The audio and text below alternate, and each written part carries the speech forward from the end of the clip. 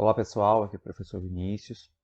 Nesse vídeo eu trarei para vocês a resolução do exercícios de filosofia, lógica e consciência, uma preparação para a prova de argumentativa de filosofia. A primeira questão nos solicita que vocês podem marcar a resposta correta a partir de uma conclusão de uma premissa. Então vamos lá. Primeiro exercício. Todos os refrigerantes são líquidos, logo segue-se que a letra correta seria nem A nem B. A número 2, nenhuma menina é campeã de boxe, logo sucede-se que a letra B seria a mais correta. Nenhum campeão de boxe é menino. Na terceira questão da mesma terceira, a Espanha fica ao lado da França, a Alemanha fica ao lado da França. Logo, segue-se que esse 3, 4 e 5 exercícios, os 3, o 4, o 3, o 4 e o 5, o que nós precisamos chamar a atenção aqui? Precisamos fazer as devidas representações, né? No nosso caso da letra 3, consideramos que A fica ao lado da França, então a gente pega A, que é Espanha, B, que é França, e Alemanha, que é C. Então nós coloca uma ao lado da outra, e aí a gente analisa a questão. Então, analisa a letra A. A Espanha, que é letra A, e a Alemanha é letra C. Ela fica ao lado? Não. A, B, a Alemanha, que é C, fica ao lado de A, que é a Espanha? Também não. Então, a letra C é a que é a mais correta. E se combinarmos com essas duas alternativas, não se segue nenhuma alternativa que se conclua ao silogismo proposto. João, A, é maior que Eduardo. Então, Eduardo está aqui, João está aqui, que é B, né? Então, Eduardo é maior que Pedro. Então, eu tenho João, Eduardo e Pedro. Logo, segue-se que João é maior que Pedro. João é maior que Pedro. Pedro, que está aqui, é maior do que João? Não. Eduardo, que é aqui, B, é maior que João? Também não. Então, o que sucede é letra A. Esse é um tipo de questão lógica que vocês devem fazer representações para facilitar a sua linha de raciocínio. Seguindo, sociologia é mais fácil que matemática. Matemática é mais fácil que biologia. Logo, sucede-se que biologia é mais fácil que sociologia? Não. Letra B. Matemática é mais fácil que sociologia? Também não. Sociologia é mais fácil que biologia? Então, olha só. Sociologia é mais fácil que matemática. Então, eu tenho sociologia e matemática. Matemática, que está aqui, é mais fácil que biologia, ok? Então, biologia é mais fácil que sociologia? Não. Então, é um tipo de raciocínio que vocês precisam ter, tá? Sempre através de representações, caso houver dúvida. A Segunda Guerra Mundial foi mais sangrenta que a Guerra do Paraguai. Primeira premissa. Segunda premissa é: a Guerra dos 100 Anos foi mais sangrenta que a Guerra de 1812.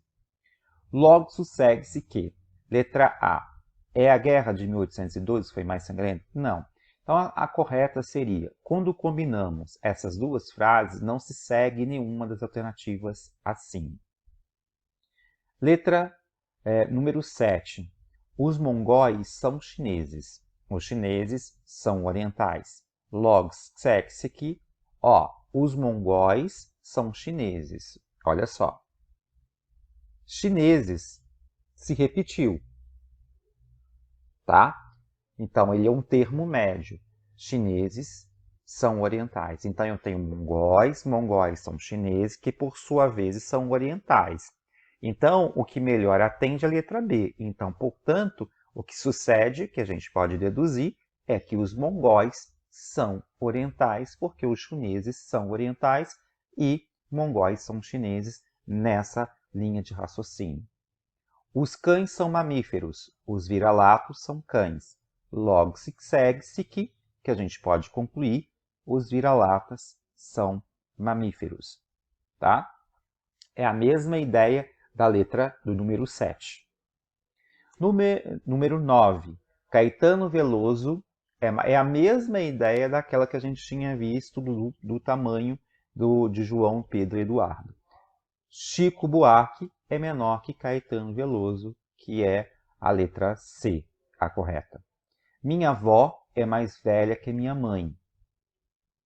Minha irmã é mais nova que minha mãe. Logo, sucede-se que, letra A, minha avó é mais velha que minha irmã. Beleza? Dr. X é mais forte que Dr. Y. O Dr. Z é mais fraco do que Dr. Y. Logo, sucede-se que é a letra A. O Dr. X é mais forte que o Dr. Y. Pessoal, agora, nessa aqui, está pedindo que padronizemos frases, tá? Padronizar frases é exatamente reescrever uma frase que está na língua comum em uma das 4 formas lógicas padrão. Quais são? Eu tenho todos, são, eu tenho nenhum, eu tenho alguns são e alguns não são. Lembrando que quando eu falo isso, são termos quantificadores que eu preciso resgatar. Então, eu tenho os termos quantificadores, todos, nenhum, alguns. São 3 termos quantificadores. Quando eu vou padronizar, o que eu preciso atentar nesse padrão? Um termo quantificador, um sujeito ou verbo de ligação, que pode ser é ou são, e mais o predicado. Esse é exatamente o padrão que precisamos escrever em lógica. Termo quantificador, que pode ser todos, nenhum, em alguns. Verbo de ligação e predicado. Como ficaria num padrão? Todos são, nenhum é, alguns são e alguns não são. Nesse exercício, então, que aqui está proposto, está assim. Qualquer um dos seus amigos é meu amigo. Para padronizar essa frase, ficaria da seguinte forma. Todos os seus amigos são meus amigos. Segundo exercício. Nem ao menos um dos carros terminou a corrida. Nenhum carro é algo que terminou a corrida. Chama a atenção para essa resposta. A nossa ideia poderia ser assim: nenhum carro terminou a corrida. Mas lembra o seguinte: eu tenho que ter um sujeito, eu tenho que ter um predicado e eu tenho que ter um verbo de ligação. Quer dizer, na seguinte ordem: termo quantificador, sujeito, que no caso é o carro, é o verbo de ligação e eu tenho que dar sentido a esse predicado. Então, que é a proposta do que está no exercício, tá bom? 3. Pouquíssimos gatos gostam de vegetais. Alguns, termo quantificador, gatos é o meu sujeito, animais que gostam de vegetais, que é o predicado. Ninguém que vota é estrangeiro. A resposta seria: nenhuma pessoa que vota é estrangeiro.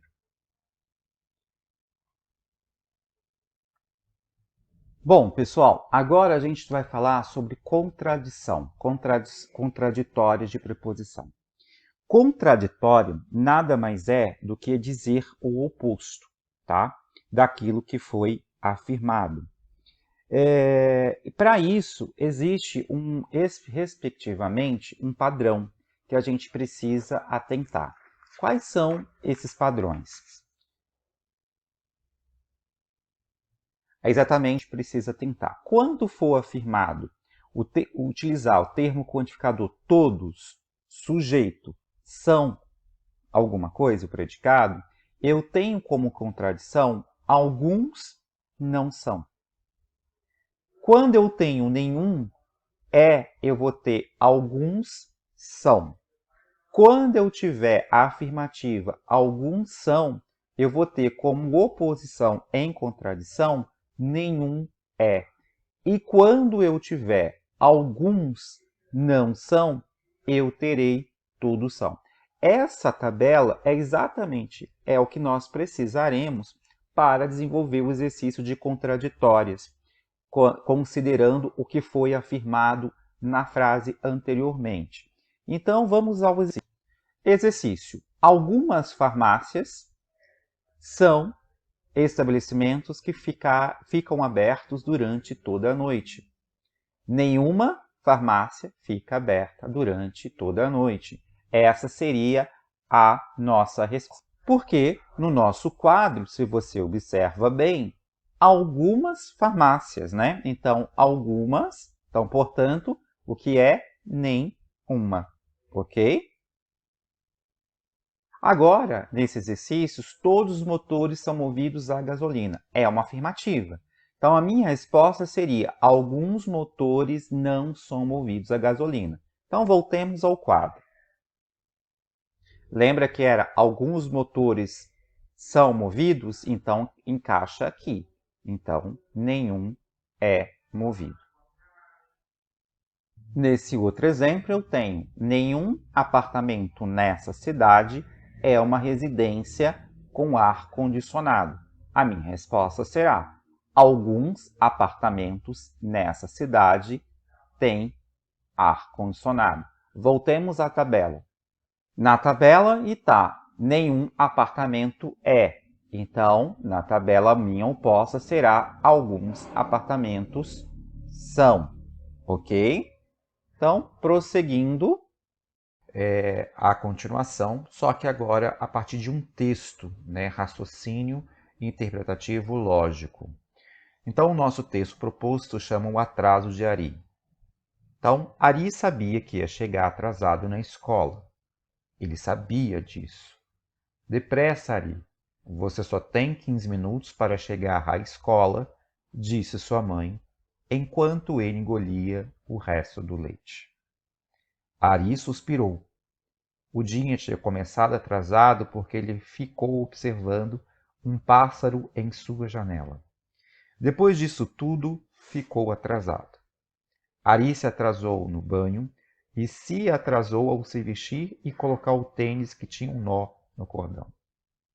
Enquanto Ari tomava seu café, se lembrou que tinha deixado alguns exercícios de matemática para fazer e ficou se perguntando por que não tinha feito antes. Ari terminou seu café, pegou sua mochila, deu uma paradinha para passar a mão na cabeça do seu cachorro, o Rex, e saiu correndo. Enquanto corria para a escola. Ari pensava: se você está atrasado, você está atrasado. Como poderei chegar na escola em tempo? Então, ao nosso exercício. Nesse exercício, precisamos observar os elementos do que está contido no texto. E foi proposto para nós algumas afirmativas, das quais a gente precisa classificá-las da seguinte forma: A, se essa afirmativa é correta, ser incorreta, D, provavelmente incorreta, não se pode dizer. Provavelmente correta são aquelas afirmativas que nos dão uma ideia muito próxima do que realmente aconteceu no texto. Dá para se dizer que houve aquilo, mas ainda não tenho certeza o suficiente. Mas dá a entender que isso ocorreu. Provavelmente incorreta é o oposto, né? Não dá, é uma ação que está distante do que realmente aconteceu. E não se pode dizer é que não tem dados suficientes para poder dizer. Nem dados que seja provavelmente correta e nem dados que seja provavelmente incorreta. Não tem isso no texto. Então, a primeira afirmativa em relação ao texto é: Ari esqueceu de se lavar. Provavelmente correta. Então, portanto, letra B. Por quê? Lá no texto está dizendo que Ari se atrasou no banho. Então, dá a entender que ele se lavou. Então, por isso é provavelmente correta. 2. Ari se vestiu antes de tomar café. Correto. Isso está lá no texto. Ari se atrasou para o café. Isso é fortemente sugerido no texto, então por isso é provavelmente também correto. Ari viu um beija-flor em sua janela. Não se pode dizer. No texto diz que ele viu um pássaro, mas não se diz que é um beija-flor. Então por isso não posso dizer que, porque poderia se dizer qualquer outro pássaro, mas não beija-flor. Ari colocou o tênis sem cordão. Provavelmente incorreta. Porque Ari se atrasou com um tênis que tinha um nó no cordão, mas não sabemos se ele o deixou sem cordão. Ari comeu pão com manteiga. Não se pode dizer. A mãe de Ari achou que ele ia chegar atrasado na escola. Provavelmente correta. Até porque ela, inclusive, ela diz: você vai chegar atrasado aqui daqui 15 minutos.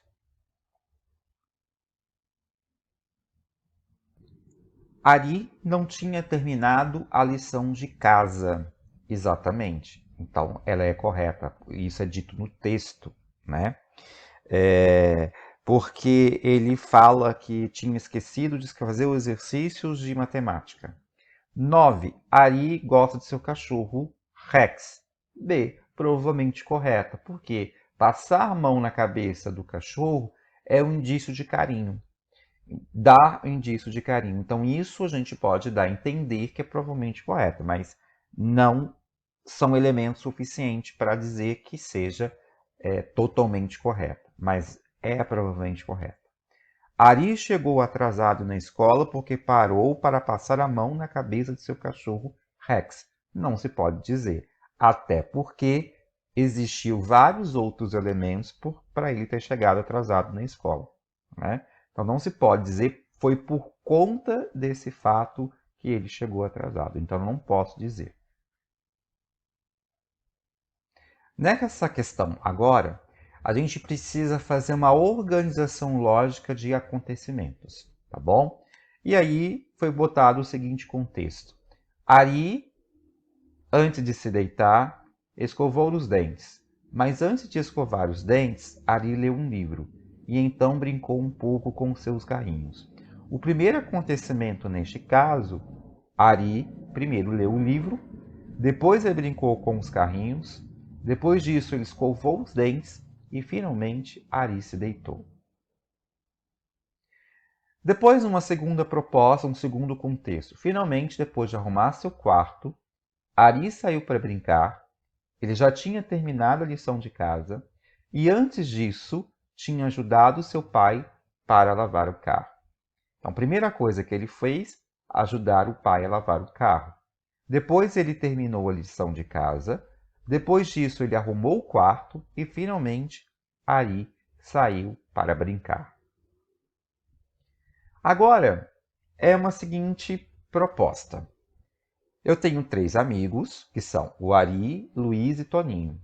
Eles estavam atrasados para a aula, mas Ari estava mais atrasado que Luísa.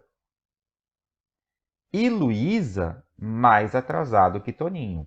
Quem estava mais atrasado? Ari. Então a gente tem que pegar, Ari estava mais atrasado que Luísa. tá? Luísa mais atrasado que Toninho.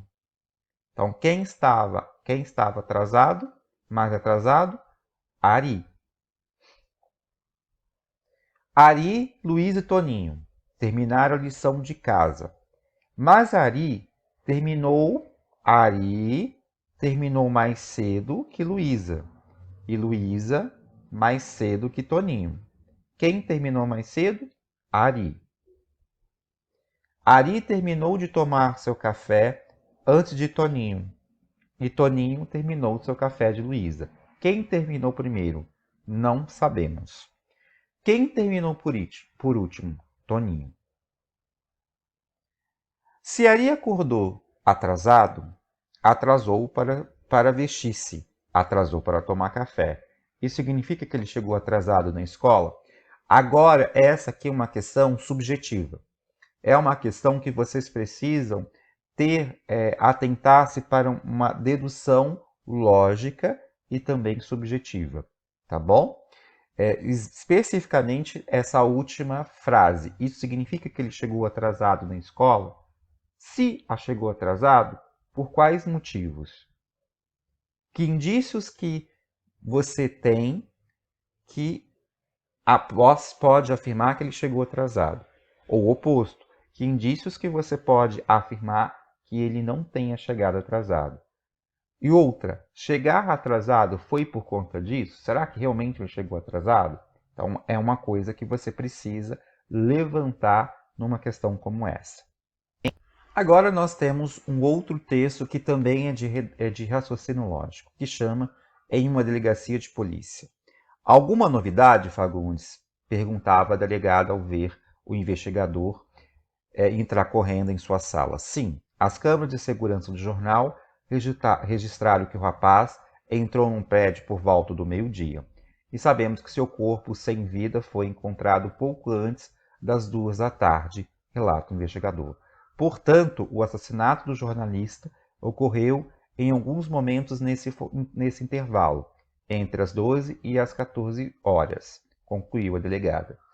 E todos os suspeitos estavam no jornal neste intervalo? Sim, exceto Lana, que saiu pouco depois das 11. Podemos descartá-la? Lógico que sim, respondeu a delegada, embora continue cismada que Lana tenha algo a ver com o crime de sua colega jornalista.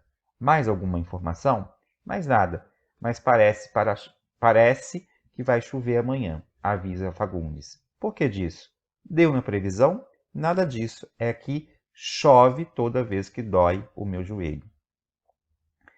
E doeu a noite inteira. Qual é o tema do diálogo? O tema principal é a investigação policial sobre a morte de um jornalista, mas, no final, não sabemos quem o matou. Que raciocínio se desenvolve desse diálogo? Ora, há 3 raciocínios específicos ou encadeamento lógicos. No primeiro, a partir dos fatos concluídos, conclui-se que o assassinato ocorreu entre as 12 e as 14 horas. No segundo, é que Lana não poderia ter assassinado seu colega, pois não estava no jornal na hora do crime. E o terceiro raciocínio é que vai chover no dia seguinte com base na dor que Fagundes costuma sentir no joelho dar o tempo.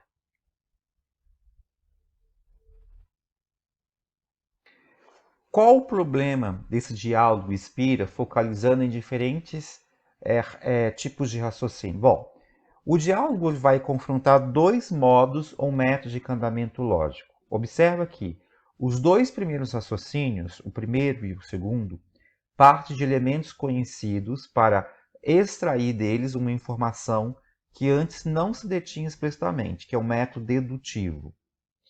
Já o terceiro parte de um dado obtido por uma experiência individual e que, obviamente, vai generalizar na forma de uma previsão, que é chamado o método indutivo. Portanto, o diálogo nos permite observar essa diferença e nos estimula a questionar quais são as características e as possibilidades de cada método. esse problema despertou muito a discussão na história da filosofia. Então, quando pensamos numa questão como essa, ora, eu não posso me basear meus argumentos, minhas deduções, com base estritamente no aspecto basicamente experimental, ou seja, experiência subjetiva. E é por isso que a lógica nos ajuda a analisar os aspectos dados, por isso o método dedutivo. Então, no próximo exercício, nesse exercício explicitamente, com base nos elementos dados no texto, você vai levantar possíveis hipóteses do culpado. Então, nós temos alguns nomes, a gente tem poucos nomes, na verdade. Quais seriam os possíveis hipóteses ou possíveis problemas por que a vítima morreu?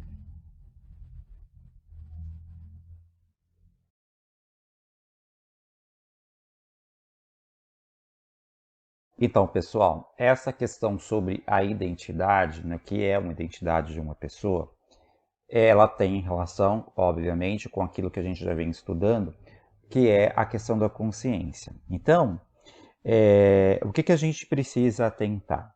O processo de conhecer a consciência seria o nosso padrão mental, né, unificado, de se forma e vai se conjugando com o sentimento de si, né, a consciência. E o objeto que vai se percebendo e tornando conhecido. Sem a sensação ou o sentimento de si, não há consciência. Né? Sem eu me perceber ou o que está em mim e o que está fora de mim, eu não consigo ter esse processo de consciência. Essa sensação ou sentimento de si, ela vai relacionar basicamente com aquilo que a gente chama de presente, aquilo que a gente vive em torno do presente. Não há um antes e um depois.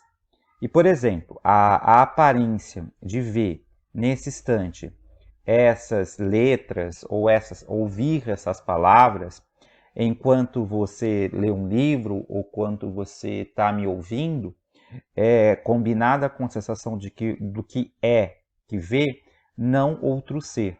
Então você consegue perceber e distinguir isso quando você está no estado, obviamente, normal. Então, é o primeiro passo do processo de estar consciente. E ele vai corresponder ao nível mais básico, que é o processo de conhecer. Então, trata-se de um fenômeno sim, biológico, simples, vinculado ao nosso sistema nervoso, que não seria exclusivo dos seres humanos. No entanto, essa consciência nuclear básica, quando ela é inserida em determinado ponto da história de um ser que é capaz de estabelecer relações entre seu passado e seu futuro, como nós, os humanos, em um processo contínuo, torna-se uma sensação de si mais elaborada. É assim que surge em mim, em você e em qualquer um a consciência do eu. Ou que a gente pode dizer, em outras palavras, a nossa própria identidade. Essa identidade significa o quê? A percepção de um conjunto de características próprias que se mantém no tempo e no espaço do corpo físico, constituindo ou a si mesmo por oposição a um outro. Então, trata-se de um fenômeno biológico complexo, vinculado, além das emoções, também à memória e à nossa linguagem. A razão que apresenta o potencial de evoluir durante a vida inteira de um indivíduo. Por meio desse fenômeno biológico complexo, a consciência mais ampliada, o ser humano também adquire o conhecimento de suas transformações durante a sua existência, bem como o do mundo que o rodeia. Esse fenômeno seria a possibilidade de apenas o número de criações humanas, mas também a problematização da sua própria existência individual. Quem sou eu? Por que estou aqui? O que devo fazer? Em outras questões ligadas à angústia existencial e filosofia. Então, isso tudo concerne dentro do aspecto da identidade de uma pessoa. A minha pergunta é: o que é identidade de uma pessoa e se todas as pessoas têm identidade? Com base como a identidade se vincula com a consciência e em ser importante se as pessoas valorizarem as suas próprias identidades. Essas três questões, de uma maneira geral, ela tem que precisa ser baseada? A questão biológica, sentimento, psicológica de um grupo ou de uma pessoa especificamente que precisa estar contemplada nessas três perguntas de uma maneira geral. As três perguntas elas estão relacionadas entre si.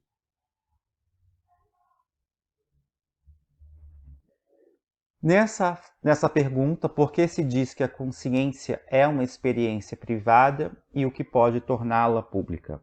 A resposta é: a consciência é uma experiência marcadamente privada porque, do ponto de vista biológico e psicológico, ela é vivida apenas na primeira pessoa, ou seja, no eu. Isso quer dizer que ela pertence apenas ao organismo ou o indivíduo que a tem, e não pode ser compartilhado diretamente por mais ninguém. O que permite que a consciência seja conhecida por outros são as condutas, pois essas podem ser observadas por terceiros. Ao menos em primeiro nível, é pelo que diz e fazem as outras pessoas que inferimos que elas, como nós, têm ideias, pensamentos, sensações e sentimentos, bem como consciência. Social condiciona nossa consciência ou a nossa consciência constrói a existência social? Justifique. Bom, primeiramente, a existência social. Então, a gente está falando sobre uma consciência coletiva, né? E se ela condiciona a nossa consciência, ou seja, a nossa consciência de si ou a nossa consciência individual. Então, a resposta é o seguinte: a existência social condiciona a nossa existência, o consciente coletivo, onde vivemos, na medida em que as normas e os valores culturais vão constituindo uma consciência coletiva, que vai condicionando a nossa consciência individual. Por outro lado, também se pode dizer que as diversas consciências individuais, ou seja, outras pessoas, na medida em que vai alcançando consensos, conformam a consciência coletiva e essa vão delimitando a realidade e as possibilidades de um grupo social. Também é possível pensar que a consciência individual ela vai determinar em grande parte como cada pessoa vive sua realidade social. Essa aqui é uma questão que esteve presente na produção e pesquisa, quando a prevalência da consciência individual pode significar, ou em algum momento significou uma ameaça àquilo que é o coletivo. Bom, a consciência individual do que se pode ou deve matar outra pessoa, por exemplo, sempre que ela estiver afetando os interesses pessoais, a consciência individual de que o dinheiro público pode ser usado para fins particulares. Ou seja, a ideia aqui é que muitas vezes achamos que precisamos prestar atenção naquilo que é o coletivo e também a questão da consciência individual. Mas lembramos que a consciência individual ela está sempre inserida dentro daquilo que é para fins particulares, para a consciência privada. Agora, quando eu falo a consciência de si, eu estou falando de quem sou eu, de como me construo, de quais são os meus defeitos, quais são as minhas qualidades e como eu vou me inserindo e vou me cuidando dentro do meu comportamento, nas minhas atitudes, dentro dessa sociedade. Então a pergunta diz, quando que a minha consciência individual, eu sabendo que aquilo, mesmo não... Aquilo pode interferir no processo da sociedade, mas mesmo assim eu faço. A prevalência da consciência coletiva pode implicar ou já implicou a impossibilidade da busca da felicidade por indivíduo ou minoria? A consciência coletiva, por exemplo, escravista, que permitiu a exploração de milhões de negros africanos até o fim do século XIX, a consciência coletiva machista que impediu uma mulher de participar do processo político do Brasil até 1934, ou seja, aqui está falando de uma consciência coletiva que tem determinados comportamentos aceitos por um determinado processo, um momento histórico, eles são aceitos, mas que interferem dentro do processo da consciência coletiva, da consciência individual, ou melhor, da consciência de si. Então, às vezes, aquilo que é considerado normal, certo, dentro do que é coletivo, interfere, é aceito, mas é um comportamento que talvez possa, mais para frente, não ser considerado o mais correto possível, como os dados, como os exemplos aqui dados. Então, pessoal, ficamos por aqui. Esse é um pouco do que vai estar dentro da sua avaliação argumentativa. É claro que esses exercícios aqui comentados já com respostas faz parte da lista de exercícios que fizemos durante o trimestre e que vai estar, a nossa avaliação argumentativa está baseada nessa lista de exercícios e em tudo que nós discutimos em aula e fizemos na produção e pesquisa. Bom, quaisquer dúvidas, procure o seu professor via e-mail, caso não tenha contato pessoalmente. Entre em contato, tire a sua dúvida. Um forte abraço, uma boa prova e até mais.